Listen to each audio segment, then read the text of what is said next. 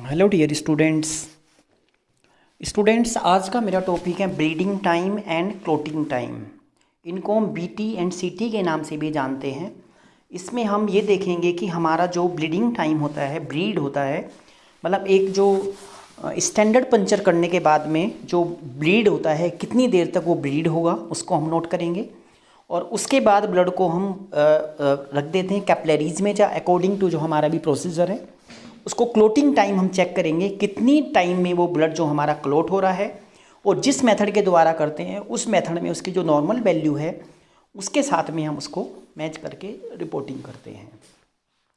ये हम bleeding disorder में आते हैं दोनों। कोई भी सर्जरी करने से पहले हम पेशेंट का ब्लीडिंग टाइम, क्लोटिंग टाइम और जितने भी हमारी जो टेस्ट होते हैं, अदर टेस्ट, पीटी, इसके अलावा हम पीटी करते हैं, एपीटीटी करते हैं, उन सब टेस्टों को हम करते हैं।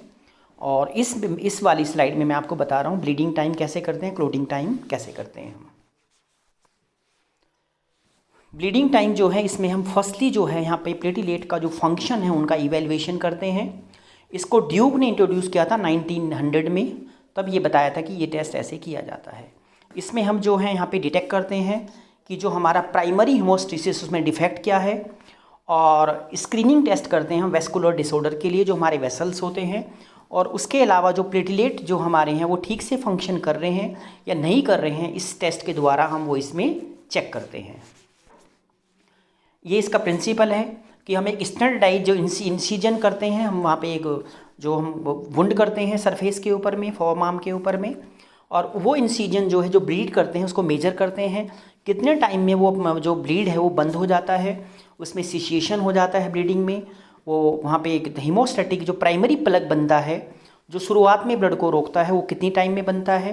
ये डिपेंड करता है हमारे एडिक्वेट नंबर ऑफ प्लेटलेट्स के ऊपर, और जो एबिलिटी होती है प्लेटलेट्स की अडेयर कितनी देर में करते हैं, सब एंडोथीलियम सरफेस के ऊपर। तो ये जब चीज़ें हम इसमें चेक करते हैं, इसका मेन प्रिंसिपल यही होता है कि जो हमारा वेसल्स हैं, हम वेस्कुलर को चेक करते हैं हमारा वेसल्स किस टाइप का है, और उसमें जो रोल प्ले करते हैं वो प्लेटलेट्स होते हैं, वो हीमोस्टैटिक प्लग जो है वो कैसे बनाते हैं। ये यहाँ पे दिखा रखा फिब्रिन लाइक डायग्राम्स होता है, जो कि ये प्राइमरी हमारा प्लग होता है और जो प्लेटलेट के द्वारा बनाया जाता है। जो लाइनिंग दिख रही है ये सारी जो है हमारी वेसल्स, जो हमारे क्लोटिंग फैक्टर होते हैं ये वो सेकेंडरी रोल प्ले करते हैं, और जो हमारा वुंड है उसको सीज कर देते हैं। ये मेथड्स हैं जो हमारे ब्लीडिंग टाइम के हैं। स्टैंडर्ड टेम्पलेट जो मेथड होता है, फिर ड्यूक मेथड है, सबसे पुराना मेथड था, ओल्ड मेथड है, IVY मेथड है, और कॉपली और जो हमारा लेटिच मेथड होते हैं। ये चार मेथड जो हैं हम यहाँ ब्लीडिंग टाइम में यूज करते हैं। सबसे पहले IVY मेथड है।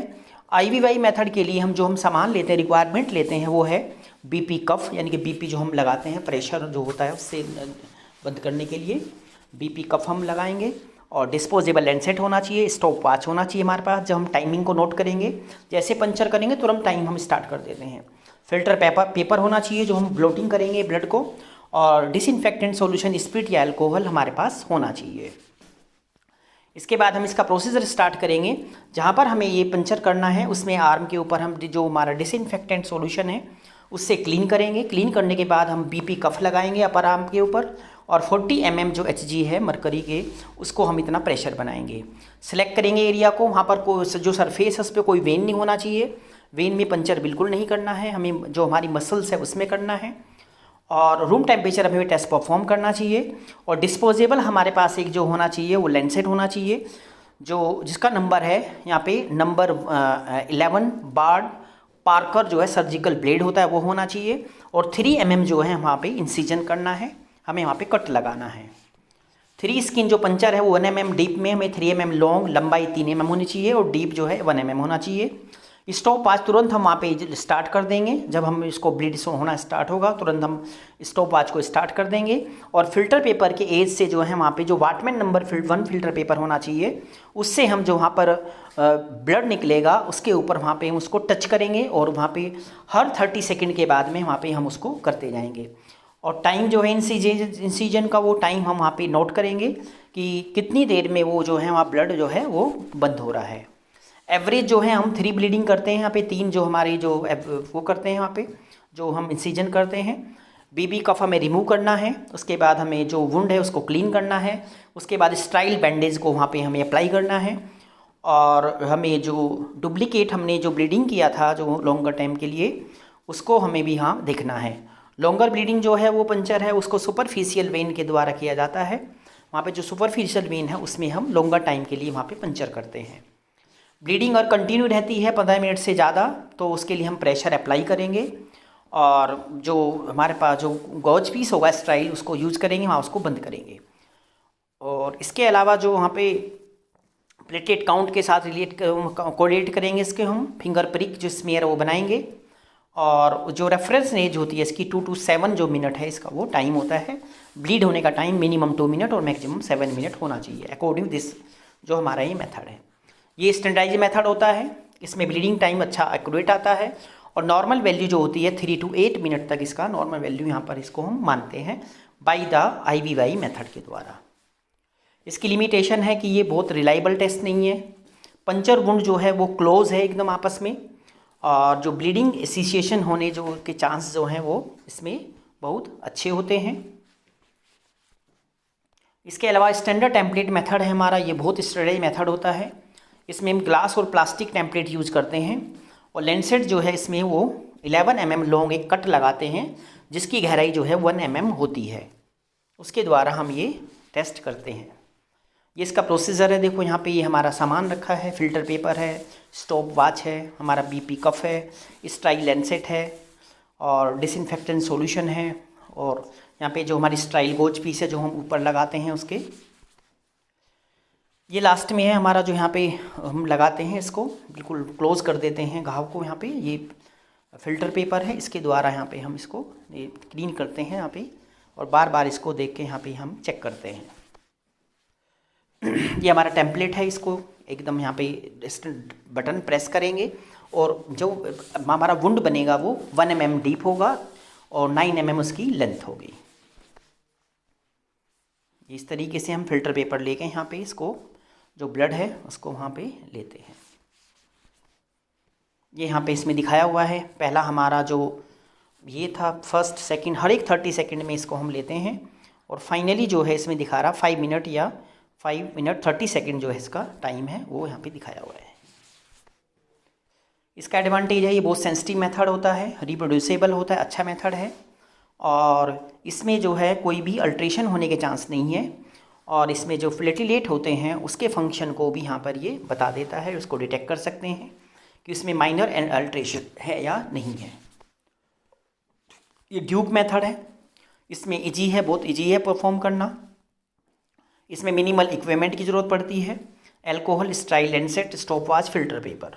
ये ईयर लोब के द्वारा यहाँ पे टेस्ट करके इसमें दिखाया हुआ है।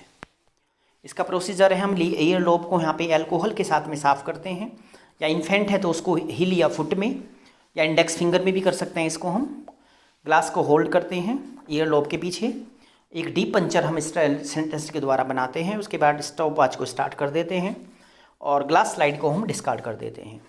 फ़िल्टर पेपर से हम ब्लॉट करते हैं उसको ड्रॉप को जो वहाँ पर आता है इंसिजन के द्वारा, और हर 30 सेकंड में हमें वो ब्लॉट करना होता है। इसके बाद ब्लीडिंग जो है वो वहाँ पे सीज हो जाती है, स्टॉप वॉच को हम बंद कर देते हैं। उसके बाद में जो हम यहाँ पे फ़िल्टर पेपर को हर 30 सेकंड के अंदर वहाँ पे उसको हम देखते हैं, और बाद में जो हमारा टाइम आता है उसको उसमें हम उसको लिख देते हैं। इसका जो ब्लीड होता है वो 10 इसमें डिसकंटिन्यू जो है यहाँ पे टेस्ट हम इसको कर सकते हैं। इसका एडवांटेज होता है कि जो ईयर लोब है वो उसमें कोई भी वहाँ पर जो है टिश्यू वेस्कुलर जो है वहाँ पे सबक्यूटेनियस टिश्यू वगैरह ये सब होते हैं, तो वहाँ पे टेस्ट अच्छा होता है। फ्लो ब्लड का जो क्वाइट रहता है, normal bleeding time 3 to 5 minute होता है। डिसएडवांटेज है इसमें डिफ़िकल्ट है जो स्टैंडर्डाइज वुंड करना, यानी कि वुंड को हम स्टैंडर्डाइज नहीं कर सकते, वो 2 mm है, 3 mm है, 1 mm है, वो इसमें करना मुश्किल होता है। ये दूसरा मेथड है हमारा, इसमें एक फिंगर लेंगे, फिंगर को क्लीन करेंगे और इसको पंचर करेंगे 6 mm डीप, और इमर्श करेंगे वुंड को स्ट्राइल फिजियोलॉजिकल जो हमारा सलाइन होता है वार्म 30 इसके द्वारा 37 डिग्री टेम्परेचर होगा, और उसको लीव कर देंगे अनटिल नो, जब भी इसमें कोई वहाँ पे फ्री फ्लो नहीं होगा। और उसके बाद में BT को मेज़र करेंगे और देखेंगे कि वुड सिचुएशन कब हो रहा है, ब्लीडिंग टाइम कब उसमें बंद हो रहा है। इसमें वेरिएबल जो अफेक्शन होता है BT में, anaemia, prolonged bleeding time, patient जो है थ्रोम्बोसाइटोपिनिया है, उसको प्लेटलेट जो 1 लाख से कम है, और एस्प्रिन लिया है दवाई, पेनिसिलिन, सिफालोस्प्रिन, ये सब हो। तो पीडियाट्रिक में क्या है, नियोनेट्स में वहाँ स्मॉलर इंसिजन करेंगे, रिक्वायर की ज़रूरत होती है। 20 mm जो HG उसमें प्रेशर बनाएंगे, कम बनाएंगे जो बच्चे होते हैं। क्लिनिकल सिग्निफिकेंस है जो प्रोलोंग हो जाता है बीटी में, थ्रोम्बोसाइटोपिनिया हो सकता है। प्लेटिलेट का जो फंक्शन है वो डिसऑर्डर हो सकता है उसमें, जैसे बर्नार्ड सोडियर सिंड्रोम डिजीज़, ए फिब्रिनोजीमिया, सीवियर हाइपरफिब्रिनोजीमिया, वेस्कुलर डिसऑर्डर और एस्प्रिन, ये सब कारण हो सकते हैं जो हमारे जो टाइम है ब्लीडिंग टाइम का प्रोलोंग होने के। एप्लास्टिक एनीमिया, ल्यूकीमिया और लीवर डिजीज़, वॉन विलियम डिजीज, DIC, वेस्कुलर एबनॉर्मलिटीज़। और इसके अलावा सीवियर डिफिशेंसी जो फैक्टर है हमारा, इसमें 5 और 11 इनकी कमी हो सकती है। इसके बाद होल ब्लड जो क्लोटिंग टाइम हमारा CT, उसको स्टार्ट करेंगे। क्लोटिंग का मतलब होता है ब्लड को लेने के बाद वो क्लोट कितनी देर में होगा, उसका हम टाइम नोट करते हैं। ब्लड को हम लेंगे कंटेनर में, उसको देखेंगे लेने के बाद कब वो वहाँ पे क्लोट हो रहा है, उसको मेजर करेंगे हम। उसमें इंट्रिंसिक कोगुलेशन को देखते हैं और ये सेंसिटिव मेथड इसके लिए अवेलेबल नहीं है, और कंटामिनेशन बिल्कुल भी इसमें नहीं होना चाहिए, और टिश्यू फ्लूइड इसमें कोई भी मिक्स नहीं होना चाहिए। मेथड से इसमें सबसे पहले venipuncture method, modified Lee and White method होता है, कैपिलरी मेथड होता है, heparin retreated blood coagulation time method होता है। ये 3 मेथड होते हैं जिसमें हम क्लोटिंग मेथड करते हैं। सबसे पहले वेनी पंचर मेथड होता है, इसमें हम सैंपल कलेक्शन करेंगे वेनी से। 2 सिरिंज हम लेंगे, यहाँ पे 2 सिरिंज टेक्निक जो है ये अवॉइड करते हैं यहाँ पे, interference from tissue fluid. 1 ml हम ब्लड को ड्रॉ करोगे फर्स्ट सिरिंज में, और विदाउट जो हम डिस्टर्बिंग करेंगे पोजीशन, नीडल की पोजीशन में, तो सेकंड सिरिंज में अटैच कर देंगे, साथ ब्लड आ जाएगा। 5 ml जो ब्लड है हम इसमें वो ड्रॉ करेंगे, बाहर ले लेंगे इसको। इक्विपमेंट्स हमें चाहिए इसमें cotton wool, surgical gauze, soaked जो हमारा एल्कोहल है, plastic syringe, test tubes, acid wash 10 ml जो है, water bath 37 degree temperature, stopwatch, ये हमारे पास सामान अवेलेबल होना चाहिए। इसके बाद हम 2 ml वेस ब्लड लेंगे, वेनस ब्लड जो वेन में से निकालेंगे, इसको कलेक्ट करेंगे और एकदम जो हमारा स्टॉप आ जाए उसको स्टार्ट कर देंगे तुरंत हम। और इसके दौरान हम जब ब्लड लेंगे एक ट्यूब में 1 ml मार्क तक, तो उसके बाद उसमें प्लग लगाएंगे इसको हम, और वाटर बाथ में 37 डिग्री टेम्परेचर पे रख देंगे। 5 मिनट के बाद उसको हम टिल्ट करके देखेंगे 45 डिग्री एंगल पे, चेक करेंगे कि उसमें वहाँ पे कोई क्लोट बना या नहीं बना है, और नहीं बना है तो दोबारा हम उसको वाटर बाथ में वहीं पर ही रख देंगे। एग्जामिन करेंगे उसको 30 सेकंड के इंटरवल पे, हम देखेंगे ब्लड कब क्लोट हो रहा है, टिल्टिंग करके देखेंगे उसको हम 90 डिग्री पे, और ज़्यादा उसको हमें टिल्टिंग नहीं करना है। जैसे ही ब्लड क्लोट होता है हम उसके बाद उसको जो हमारा सेकंड ट्यूब है उसको नोट करेंगे, और स्टॉप वॉच को हम स्टॉप कर देंगे तुरंत, और कोगुलेशन टाइम को हम देखेंगे कि कोगुलेशन टाइम जो है वो कितना है, उसको हम नोट करेंगे। ये यहाँ पे दिखाया हुआ है डायग्रामेटिक में। 2 to 3 ml जो हमारा हम यहाँ पे ब्लड लिया, होल ब्लड, टेस्ट ट्यूब में 37 डिग्री टेम्परेचर पे, और जो टेस्ट ट्यूब है ये टिल्टिंग करनी है यहाँ पे एवरी 30 सेकंड के बाद देखना है यहाँ पे क्लोट फॉर्म हुआ नहीं हुआ।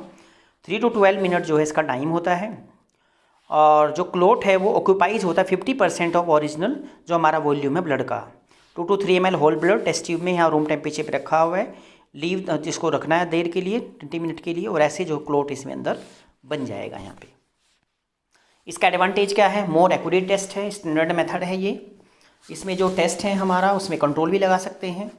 इसका डिसएडवांटेज है कि ये एक रफ मेथड है, और ये कंटामिनेशन जो सिरिंज है उसमें बिल्कुल होने के चांस हैं नहीं है। तो ये इस पर डिपेंड करता है कि आप किस टेक्निक को वहाँ पे फॉलो कर रहे हो। नॉर्मल वैल्यू है इसकी जो डिपेंड करती है हमारे मेथड के ऊपर, मैंने पहले ही बताया है। हर एक नॉर्मल वैल्यू वो मेथड पे डिपेंड करती है कि कौन सा मेथड आपने वहाँ पे फॉलो किया है। 8 to 15 जो है इसका जो मिनट है वो नॉर्मल वैल्यू है। 10 मिनट से ज़्यादा है तो उसको फिर 20 से 20 मिनट जो है वो उसमें के द्वारा वो फिर वहाँ पे किया जाता है। वैल्यू जो है लेस देन 8 कंटामिनेशन हो सकता है टिश्यू फ्लूइड के साथ में, या हाइपर कोगुलेबिलिटी के होने के चांसेस होते हैं। सोर्स ऑफ एरर क्या हो सकते हैं, फॉल्टी टेक्निक यूज़ की है, इनअप्रोप्रिएट वॉल्यूम आपने ब्लड लिया है, फॉल्टी वेनी पंचर जो गलत कर दिया है, एयर बबल एंटर करिए सिरिंज में, डायमीटर ग्लास का ठीक नहीं है, और क्लीन ग्लास वेयर नहीं है। प्लास्टिक सिरिंज जो है वो हमें यहाँ पे लेना है, और जो हमने एगिटेशन किया वाइग्रोसली बहुत तेज़ कर दिया, कभी भी हमें इसको जो वाइग्रोस जो हमें हिलाना है टिल्टिंग करना है वो धीरे से करना है। इन सब बातों का हमें ध्यान रखना है। इसके बाद कैपिलरी मेथड होता है। कैपिलरी मेथड का इसमें प्रिंसिपल दिया है कि हम पंचर करते हैं स्किन को और वहाँ से जो हमारी कैपिलरी ट्यूब होती हैं, प्लेन होती हैं वो एकदम, उनके अंदर हम लेते हैं ब्लड। लेते ही हम स्टॉप वॉच को स्टार्ट कर देते हैं और जब हमारा फिब्रिन बनता है, इसके अंदर स्ट्रिंग टाइप बनता है, हम देखते हैं दोनों को ब्रेक करके, तो जैसे वहाँ पर वो एकदम स्ट्रिंग बनेगा, वहाँ पे फिब्रिन लाइक डायग्राम बनेगा, उस टाइम को हम नोट कर लेते हैं। और जो पहला जो टाइम होता है वो हमारा जो वो ब्लड जमेगा उसको कोगुलेशन टाइम के नाम से, उसको क्लोटिंग के नाम से हम उसको यूज़ करेंगे। डिस्पोजेबल लेंसेट होना चाहिए। कैपिलरी जो हमारी ट्यूबिंग 10 to 15 सेंटीमीटर लेंथ, 1.5 जो इसमें इसका डायमीटर होना चाहिए। विदाउट एंटी कोगुलेंट बिल्कुल भी नहीं होना चाहिए। इसके बाद प्रोसीजर में हम उसको रैप जो हमारे फिंगर है उसको इसमें को पंचर करेंगे, इंसीजन करेंगे वहाँ पे स्टाइल डिस्पोजेबल लेंसेट के द्वारा 3 mm। और जैसे ही ब्लड वहाँ पे बाहर आएगा तुरंत उसको हम जो हमारी कैपिलरी है उनको भरेंगे और स्टॉप वॉच को हम स्टार्ट कर देंगे। और उसके बाद में जो हमारा फर्स्ट ड्रॉप है उसको नहीं लेना है और सेकंड ड्रॉप को जो है हमें कैपिलरी ट्यूब्स में, क्योंकि फर्स्ट ड्रॉप में टिश्यू फ्लूइड होता है तो उसको हमें नहीं लेना चाहिए। और 2 ब्रेक करते हैं इसके अंदर 1 to 2 जो सेंटीमीटर जो हमारा एंड होते हैं। और ये जो कैपिलरी है इनको फिल करने के बाद में हम जो है फिर उनको देखते हैं फिब्रिन कब बनता है। इस तरीके से हम ब्रेक करते हैं और बीच में फिब्रिन बन जाता है धागे की तरह, तो उसको हम टाइम को वहाँ पे नोट करते हैं। इसका डिसएडवांटेज है ये मेथड इनसेंसिटिव है और ये मेथड जो है जो हमारा अनरिलायबल है। और कैपिलरी ब्लड जो है वो कंटामिनेटेड होता है टिश्यू फ्लूइड के में, तो इसलिए इतना अच्छा ये इसका डिसएडवांटेज है, ये नहीं है मेथड। एडवांटेज जो है ये परफॉर्म कर सकते हैं वह जल्दी, हम वेनस ब्लड की हमें ज़रूरत नहीं है। इसका नॉर्मल वैल्यू 1 to 5 मिनट जो है इसका नॉर्मल वैल्यू होता है। ये यहाँ पे दिखाया हुआ है, जैसे ये ब्लड है क्लोट हो रहा है, ये हम जो स्टिक होते हैं डिस्पोजेबल इससे करके यहाँ ऊपर दिखाया हुआ है कि ये क्लोट किस तरीके से हो रहा है हमारा ब्लड। यहाँ पे हेपरेनेज स्टैंडर्ड हमारा मेथड है कोगुलेशन मेथड। इसमें 0.004 मिलीग्राम हमें चाहिए यहाँ पे आइसोटोनिक सलाइन और वेनस ब्लड चाहिए फ्रेशली जो हमने ड्रॉ किया सिरिंज के द्वारा। और इसकी जो टेक्निक है 1 ml हेपेरिन सॉल्यूशन लेना है क्लीन टेस्ट ट्यूब में और उसको हमें 37 डिग्री टेम्परेचर पे रखना है। 1 ml ब्लड लेना उसके अंदर टेस्ट ट्यूब में, इन्वर्ट करना है ट्वाइस, मतलब 2 बार हमें उसको। और उसके बाद में जो 12 मिनट के बाद में वहाँ पे टिल्टिंग करके देखते हैं, हर 1 मिनट के इंटरवल पे देखते हैं उसमें क्लोट फॉर्मेशन बना या नहीं बना है। इसका नॉर्मल वैल्यू बहुत ज़्यादा होता है, 20 to 35 मिनट इसका नॉर्मल वैल्यू होता है इस मेथड का। इसके सिग्निफिकेंस क्या है, ये जो अपीयर होता है अलग अलग जो सिंगल टेस्ट होते हैं कोगुलेशन के लिए, इसमें डिटेक्ट करते हैं हाइपर कोगुलेबल है या हाइपोकोगुलेबल, जल्दी होता है या बाद में होता है।